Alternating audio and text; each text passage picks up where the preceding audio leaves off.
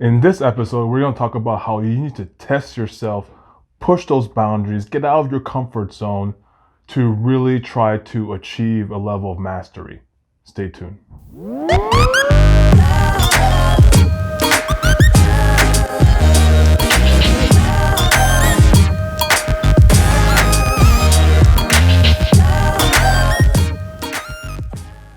Welcome to another episode of Same Page. I am Lenard, and this is my lovely wife, Sarah. And in this episode, we're going to talk about how you need to test yourself in order to get out of that comfort zone and be on that path towards mastery. What does that entail exactly? It entails you putting yourself in a position where, despite maybe the lack of experience, but you still found a way to invest in yourself. So then there's still some information that you can share with other people. Yeah, and I think there's no lack of experience. I'm not sure if you're giving an example, but maybe you might not feel that you are as experienced as other people. Fair. I think that's said better. Yeah. Mm-hmm. Okay, and what you have learned and what you have done is enough to try to teach somebody else who is in a position who they've done nothing, right? So if you have just started in a certain career and you've learned for over a year, maybe 2 years, maybe you're not at the level as somebody has been in there for 10 years, but you still have enough information. You, just like Leonard mentioned, you invested in yourself, you took classes, seminars and workshops.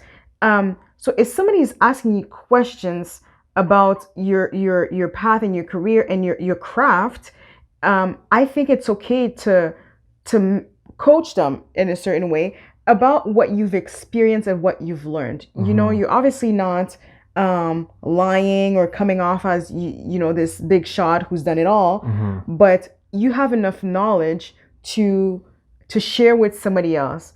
And the way we really test ourselves is when you teach someone, you really test if you really understand the material, right?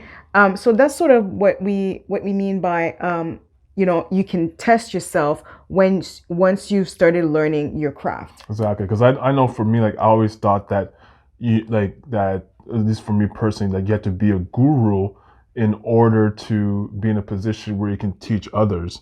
But I was completely wrong.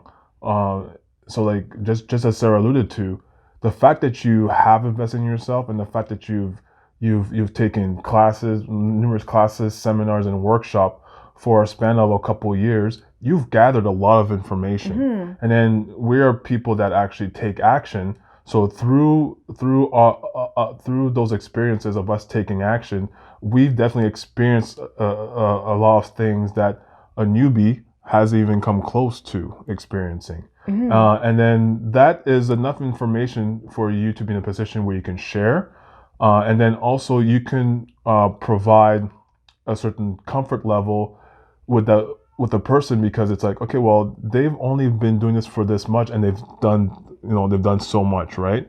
So it's really good to do this to get out of your comfort zone too, because it's not everyone that's in a position where they feel comfortable teaching other people as well. One thing that you can do is take on a student.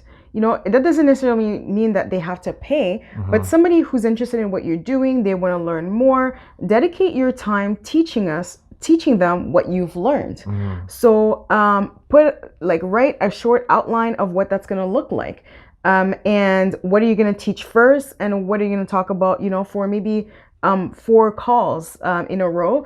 And you can really test if you understand the material. So, for example, as a real estate investor, when you're teaching the cap rate to someone else, you really have to understand that.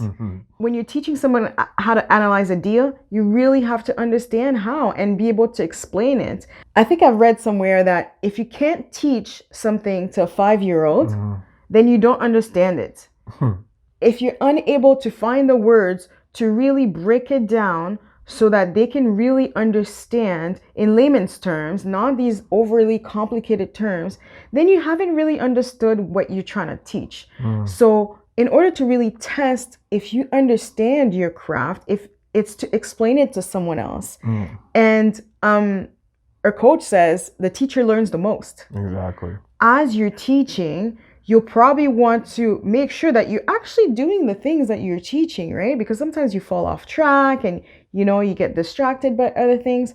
So it's really important that as you teach it and your student says, "Are you doing that?" Exactly. Then you're able to say yes. So teaching someone what you've learned, even if you haven't spent a lot of time learning the craft, a year, 2, 3, is a good way to really test what you've learned and test if you really understand what you're doing. Exactly. I love the way you said that, because the one way that you're testing yourself is by holding yourself accountable. Holding yourself accountable to the things that not only that you set out to do, but that also that you want to do.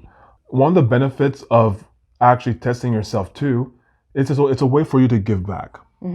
One thing that's really important, as much as obviously for most people when it comes to real estate investing, it's a business. You want to earn a revenue, but there should be a component of what you're trying to do where you're trying to give back to either your community or to people around your network. So don't forget to try and test yourself. So we hope you enjoyed this episode. If you're looking to really test if you've learned the material well and really mastered your craft, find a way to teach someone and to give back to your community, and that would be a good way to test those skills.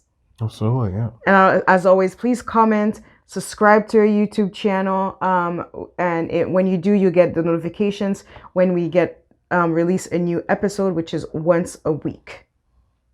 So thank you for listening to us, and don't forget to live your truth.